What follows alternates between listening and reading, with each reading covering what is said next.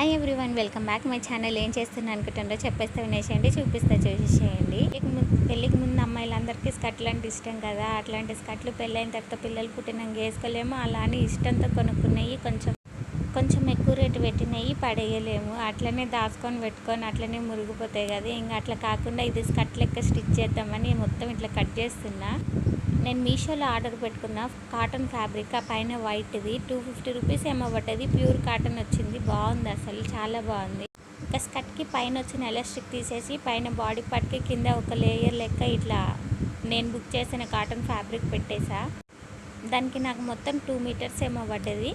And మిగతా మొత్తం ఇంకా 3 మీటర్స్ ఇంకొక ఫ్రాక్ గుట్ట. మొత్తం 250 రూపీస్కి 2 డ్రెస్సులు అయ్యేటట్టు ఉన్నాయి. ఎట్లాగా స్కర్ట్ యూజ్ చేయం కాబట్టి ఇట్లా డ్రెస్లాగా కుట్టుకున్న బాగానే ఉంది. అండ్ ఈ ఫ్యాబ్రిక్ మొత్తంతో కుట్టిన దానికన్నా ఈ స్కర్ట్తో కుట్టిన డ్రెస్ అయితే ఇంకా చాలా బాగుంది. ఇది స్కర్ట్ అయ్యేసరికి గేర కూడా చాలా ఎక్కువ వచ్చింది. నార్మల్గా ఈ ఫ్యాబ్రిక్తో కుట్టింది 3 మీటర్స్తో కాబట్టి అంత గేర రాలేదు. ఇదైతే చాలా బాగుంది. మీరు కూడా ఇట్లా ట్రై చేయండి. Channel subscribe